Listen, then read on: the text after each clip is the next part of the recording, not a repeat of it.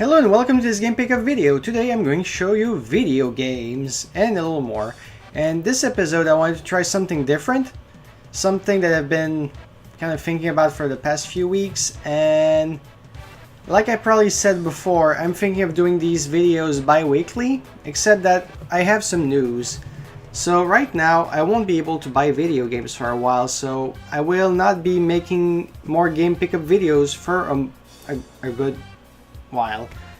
And what I'm probably going to start doing is, since I won't be able to get games, I will most likely work on getting my Let's Play channel started, which is something I've been talking about forever and I keep procrastinating, but that is going to change, hopefully. Anyway, so I'll start, and let's start with some figures I got. So I got an Android of Marth from Fire Emblem, and usually I would show pictures at the end in the slideshow, but this time I'm not going to do it because I've been wanting to try something else with other stuff, with video games. So I'm just showing it as it is, and maybe I'll post pictures eventually. The next one is another Android, but of Isabelle from Animal Crossing. And I've actually been wanting this one for a while, but the original release, it ran out pretty fast, and then the second one, I decided, oh, I'm gonna get it this time, and there it is. So, now video games. I'm going to show only a few video games on the camera, the other ones are going to be shown differently. So let's start with the least interesting games, or the games that I decided not to record because I'm going to be showing gameplay footage. So here's Plants vs. Zombies Garden Warfare on the PS3. And well, I've kind of heard good things about it. Never played it, to be honest. I've played Plants vs. Zombies maybe once, and that's about it. So next game is Batman 2. DC Superheroes. Actually, not just Batman 2, it's Lego Batman. I probably mentioned it, but I'm trying to gather all the Lego games eventually. So, one more. And two more, because Lego Harry Potter in covers from 1 to 4. Well, like the years 1 to 4. Next will be an Xbox game, which is actually a demo. And I don't have this one. Now I have two demos for Xbox. And the next one is another game. It's a PS2 game. This one I didn't record it because everyone knows about it. Everyone knows The Sims. Who needs to see gameplay of The Sims? It takes a while to get started anyway, and I don't feel like it. Don't get me wrong, it's a fun game, but it's not exactly my cup of tea. I still like the games though. And that was it. Oh wait, no, never mind, that wasn't it. There's also two other games that I can't record. Well, one of them I just don't feel like it. The other one is I don't have the material for it. So, Mario Kart Super Circuit. Everyone knows what Mario Kart is about, so I don't really need to say much. Don't know if you could see it well, so I'm gonna put it closer. I hope it's not blurry. So, Mario Kart Super Circuit on the Game Boy Advance. I was kind of surprised when I found this, and I think I got it for like $5. And the last win, Diddy Kong Racing DS. I have Diddy Kong Racing on the N64, and now I have it on the DS as well. It's a fun game. I actually don't know about this one though, because I only played the 64 version. I don't know if this one's just a remake or a port. Well, actually not a port, because the graphics look a lot better. But yeah, I was happy to see that too. It's not every day you see that, or that you see like decent DS games or other Nintendo games at the pawn shop. Most of the time it's going to be PS2 and PS3 I'll find, but sometimes I'll find good stuff like that. And that was it. So now we'll start with the new stuff I want to do. It's going to be different, I might sound different too, so I hope you like it.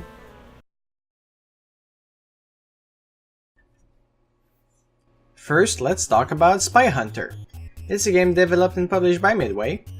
It's a vertical shooter where you play as a spy driving on the freeway, and your goal is to go as far as possible while killing your enemies, represented by dark blue cars, and avoid civilians.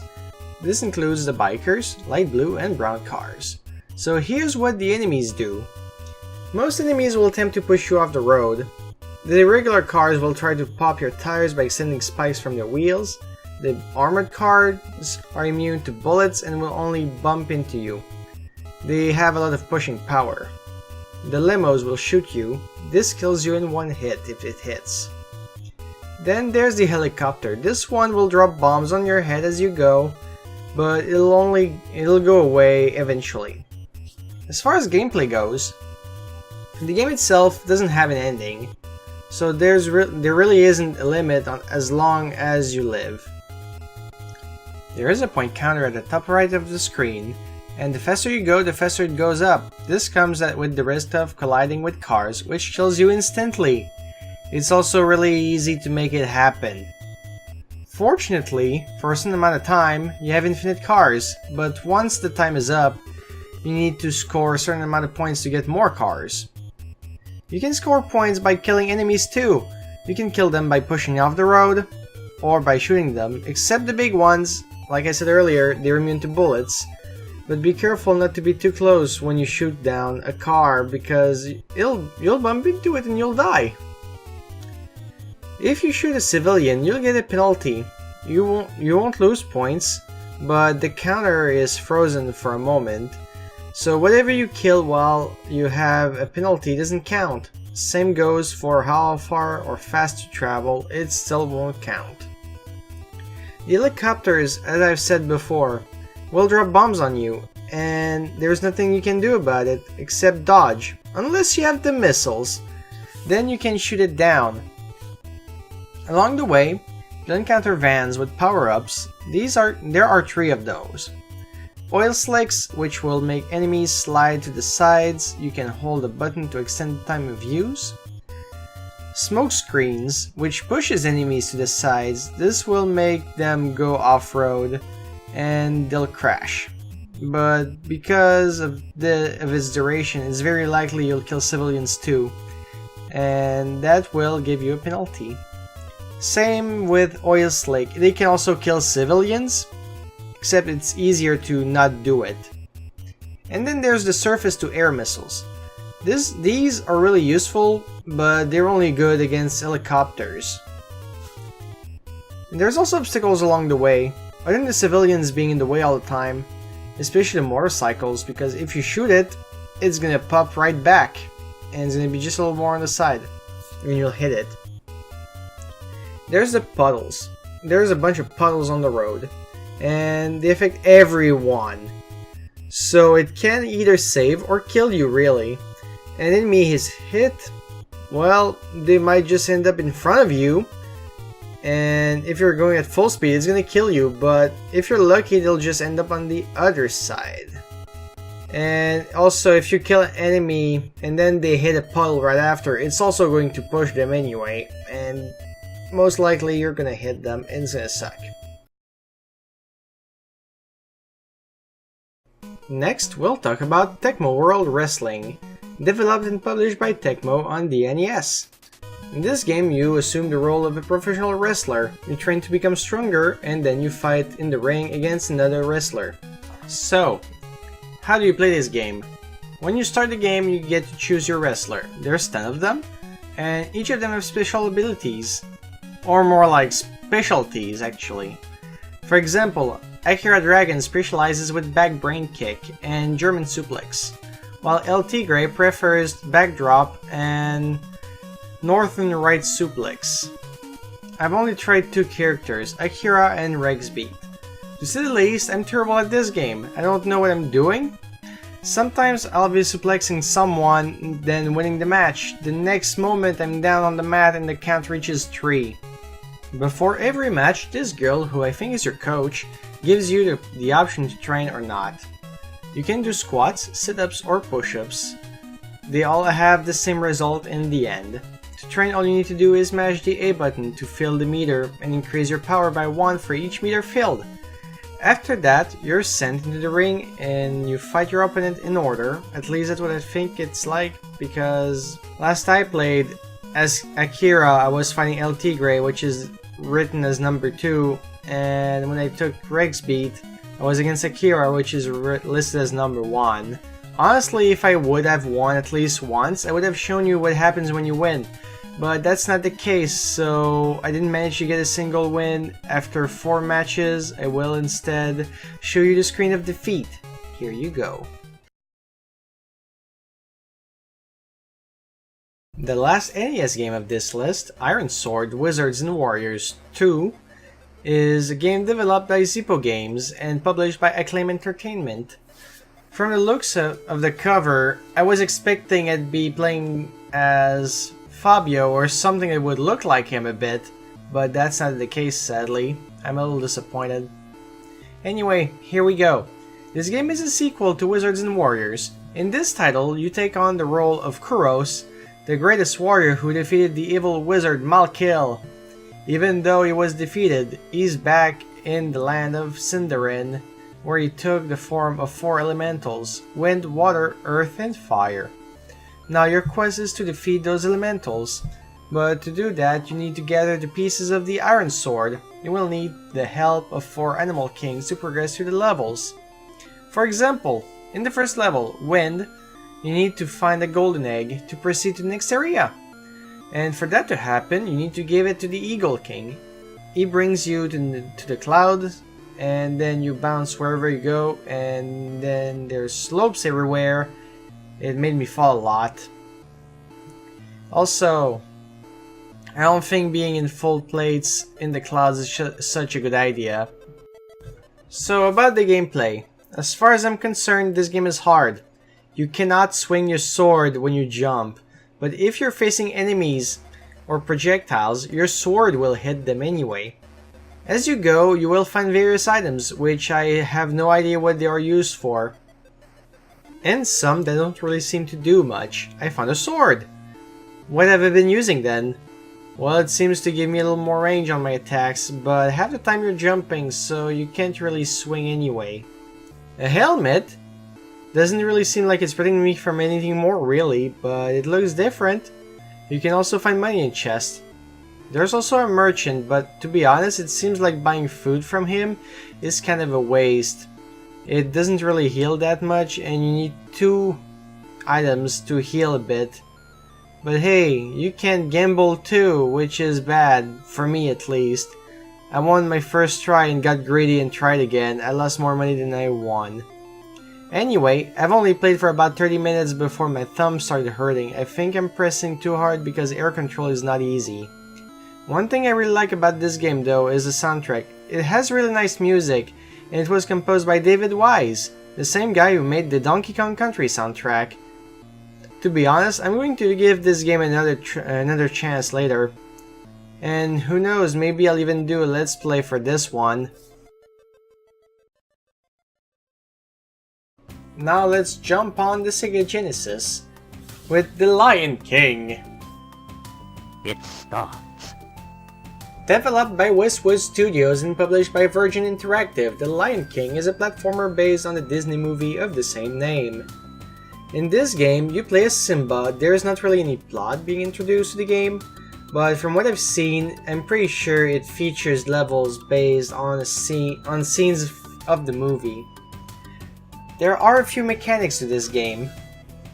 Simba can roar, which lets him defeat enemies like those porcupines here. When he roars, the meter on the top left of the screen depletes, and it must refill before using it again. He can jump, which is part of the basic controls of any platformer, and as an adult, he can slash too, but I didn't make it that far, since I've only gone through level 1. When going through the levels, you will find bugs around. I think the gold ones are just collectibles that will give you a life if you gather enough, but here's the rest. The red one increases your health. The blue one will increase your roar meter, and you can even find lives, represented by the word life. There's also checkpoints throughout the levels, so at least if you die, you don't redo everything. and it seems that at the end of some levels you'll have to fight a boss. In the first level's case, it's a hyena. From what I've done so far, I did enjoy the game, and I'm going to make sure I play it again. I've heard it's really hard though, but wish me luck! And on with the next Genesis game. Another Disney-themed platformer, The Jungle Book, was developed by Eurocom and published by Virgin Interactive. This one seems to follow the plot of The Jungle Book, where Mowgli searches for a human village because Shere Khan is there to hunt him down. Throughout the game, there will be various enemies to fight off, like monkeys, snakes, scorpions, and many more. There are also various collectibles along the way, which don't seem to do much besides increase your final score. As you progress, you'll find Junya in various areas of the levels, acting as a checkpoint whenever you pass him. There are also various power-ups you can grab along the way. First, this is not a power-up, but Mowgli's main attack is throwing a banana in a straight line. Then there's a double banana that lets Mowgli fire 2 bananas at once. The coconut deals more damage to enemies and fly in a straight line. The boomerang banana curves and follow you around for a bit. And then there's the mask, which grants Mowgli invincibility until it depletes or by switching your weapon. The only real important collectible are the gems. You must collect a certain amount of gems per level to be able to complete it. After you grab enough, a message will appear at the top of the screen to let you know what to do. In the first level, for example, you need to go back to Bagheera, while in the second one, you're actually told to go meet Ka, which you'll have to fight, and I failed to do that. Oh, and you also have a 6 minutes timer to complete each level. The next and last Sega Genesis game we'll talk about today is Jungle Strike, a top-down view shoot-'em-up developed and published by EA. This game is a sequel to Desert Strike, also on the Genesis. In this game, you assume the role of a Special Forces helicopter pilot, tasked with capturing the 2 antagonists of the game, Ibn Kilbaba? I don't know if I'm pronouncing that right. The terrorist who's the son of the Desert Strike antagonist, and Carlos Ortega, a drug lord from South America. Kilbaba is out for revenge while Ortega is trying to keep America out of his business. The player pilots an attack helicopter, completing objectives around the map. If the player is to fail, they will be recalled back to base, where they will be reprimanded, being told they blew it. While there is no user interface during gameplay, everything can be seen from the pause menu. Here it is. Ammunition. Guns is for the helicopter's machine gun. While it is your basic weapon, you don't have an unlimited amount.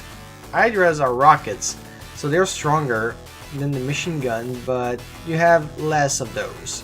And Hellfires are your strongest weapons, powerful missiles, but you have very few of them. Armor represents your health, so when the game tells you it's slow, you're most likely going to die in the next few hits.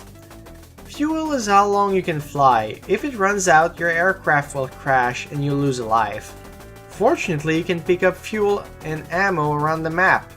Load represents the number of passengers you're carrying. You usually get those after destroying terrorist hideouts. And when you get the right guy, he tells you how to recognize bomb cars that are trying to destroy the embassy. If you don't do that, you'll have no way to tell which one's which, and if you attack a car, you're going to most likely kill civilians and you'll be sent back to base and it's game over. And then there's lives. If you run out, you're dead. Life is hard. After you complete objectives, you'll be awarded points to your score. The map displays where the objectives you've selected is located. Missions will brief you on what to do to complete this objective, and status will show you the state of your campaign missions. Once you're done with all those objectives, you will only need to return to the base. It's a hard game, but once you understand how it works, it's pretty fun. Now let's go to the N64. I'm sure a lot of people know this game, and I remember playing a lot of it with a friend at the time. Perfect Dark. It's a first-person shooter for the N64 developed by Rare and published by Nintendo in the year 2000. There are a lot of things you can do in this game, be it solo missions, taking on missions with a friend, or just shooting each other in deathmatch. You can even walk around the Carrington Institute, which is really neat. You get to explore everything, and the Institute is huge. And I kept getting lost trying to find the firing range, which is one of the first rooms I got in actually. I just didn't notice the door there, and all the guns on the walls. Throughout the game, the player takes on the role of Joanna Dark, an agent from Carrington Institute. Our goal is to stop a conspiracy by Datadyne, a rival corporation. It's very simple plot really. Gameplay is also pretty simple as far as old school first person shooters go. I haven't played in forever and my aim is terrible to begin with, but I still managed to somehow finish the first mission without dying even though my health was almost non-existent. There are a lot of weapons in the game, but since I just deleted all the save files, I would need to re-unlock everything just to be able to show them at the firing range, so that won't be happening unless I record more for this game. The next game is Star Wars: Shadows of the Empire, developed by LucasArts and published by Nintendo. It is a third-person shooter where you play through multiple chapters as Dash Rendar. In the first level, Han Solo talks with Dash and ends up giving the good word to Luke so that he could join Rogue Squadron. The first mission takes place on Hoth, and it is a piloting mission. You go through multiple stages of the mission, including its objectives. You can even complete challenge objectives, which will grant you extra lives at the end of the level. While piloting, you can change the camera from third to first person at any time. Personally, I like the interface for the first person better, so that's what I've been using. The second level is an Echo base, where you directly take control of Dash. You need to reactivate the power to be able to escape. And while there's no crosshair to shoot enemies, it's okay, you just need to look at your enemies and the shots will auto-aim. While on foot, you can find collectibles for the challenge objectives as well, and healing items, and other weapons. Also happen to think that the levels can be pretty dark and hard to navigate through. The first boss you encounter is an ATST, which isn't much normally, but you're on foot, so it's bigger and you have less means to fight it, until you grab that invincibility and shoot the hell out of its face. GG. And in the third level of part 1, you're aboard the Outrider in an asteroid field, fleeing from your enemies. But you keep getting bombarded by the TIE fighters and the TIE bombers, and since it's so dark I can see them, all I've been able to see is the red and yellow lock-on icons, which kinda helps, because I just shoot missiles at them and fire in their general direction. I guess it works? Anyway, the game is fun, I like it, and I plan on playing it again eventually. And here is our last game, a PSP title known as Pursuit Force, a game developed by Big Studios and published by Sony. Pursuit Force is an action-packed game going from fighting enemies on foot, car and motorcycle chases, pursuit on speedboats, and even combat from an helicopter. The player takes on the role of a police agent from the Pursuit Force, a new division made to deal with the increase in the crime rate of Capital State. Throughout the game, you'll be fighting against a total of 5 gangs, with 30 missions to complete, so 6 missions per gang. Missions can range from escorting missions to target termination and car capture. To be fair, I haven't played much, I've only completed 3 missions and I had a lot of fun with it so far. And after each mission, you unlock new vehicles, perks and moves. There are a lot of mechanics available, but since I don't know them all, and I'll just list a few of them. So there's shooting, where if an enemy is nearby, you can fire at them with your weapon. Hijacking, the player can jump from car to car, which is really neat, and even kill or disable its drivers to take over. Honestly, I didn't figure out how to kick people off their cars yet. Maybe it's something I'll unlock later. So all I've done is shoot them dead. Also, by hijacking, you might obtain guns, which is nice. And then there's the Justice Meter. The Justice Meter is really useful, however, while the game is giving me a lot of information on how to use it, I still don't really know how to use it. And I figured that it regenerates my car's HP though. And then I think the music is pretty great. It's a lot better than I expected, to be honest. I don't play a lot of car games, and I wasn't expecting that much for some reason. I don't know why. But hey, I had a lot of fun with this game, and I might record more of it eventually, so look forward to it. I hope you've enjoyed this format, because that's something I would like to do more. The only problem is it's really time consuming, and also I'm a lazy ass. I've been procrastinating, and I shouldn't have. I could have had the video done by Friday probably this week. And so yeah, I hope you like this, and tell me what you think. If it's also the first time I upload any PSP stuff other than Mercury Meltdown, that was like really small. This one is a full screen, so tell me if it looks good. I'm gonna watch it anyway, so I should be able to tell myself. Other than that, was there anything else? Not as far as I remember. So that's it, and we'll see each other another time. See ya!